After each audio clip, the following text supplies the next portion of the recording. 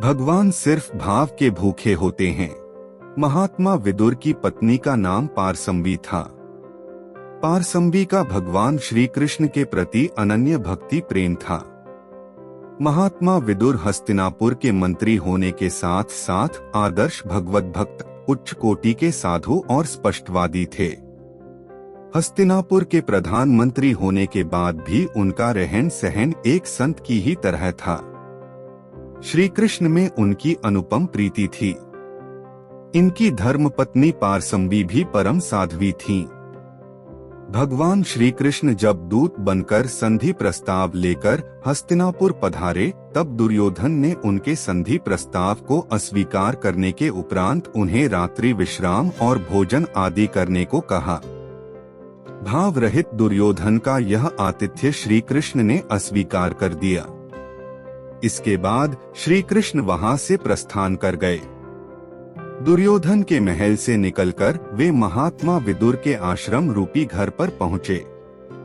महात्मा विदुर उस समय घर पर नहीं थे तथा पारसंबी नहा रही थीं। द्वार से ही श्री कृष्ण ने आवाज दी, द्वार खोलो। मैं श्री कृष्ण हूँ और बहुत भूखा भी हूँ। पारसंबी ने जैसे ही श्री कृष्ण की पुकार सुनी तो भाव के वशीभूत तुरंत वैसी ही स्थिति में दौड़कर द्वार खोलने आ गई। उनकी अवस्था को देख श्री कृष्ण ने अपना पीतांबर पारसंबी पर डाल दिया। प्रेम दीवानी पारसंबी को अपने तन की सुध ही कहाँ थी। उसका ध्यान तो सिर्फ इस पर था कि द्वार पर श्री कृष्ण हैं और भूखे हैं। श्री कृष्ण की क्षुधा शांत करने के लिए उन्हें क्या खिलाएं, यही कौतूहल उसके मस्तिष्क में था। इसी प्रेमोन्मत्त स्थिति में उसने श्री कृष्ण को उल्टे पीढ़े पर बैठा दिया। दौड़कर पारसंबी अंदर से श्री कृष्ण को खिलाने के लिए केले ले आईं।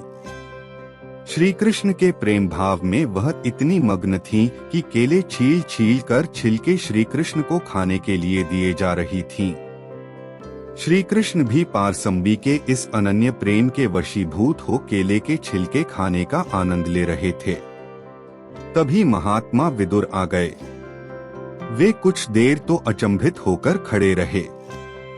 फिर उन्होंने पारसंबी को डांटा। तब उसे ध्यान आया और वह पश्चाताप करने के साथ ही अपने मन की सरलता से श्री कृष्ण पर ही नाराज होकर उनको उलाहना देने लगी। भगवान इस सरल वाणी पर हंस दिए। भगवान ने कहा, विदुर जी आप बड़े बेस में आए, मुझे बड़ा ही सुख मिल रहा था। मैं तो ऐसे ही भोजन के लिए सदा अतृप्त रहता हूँ।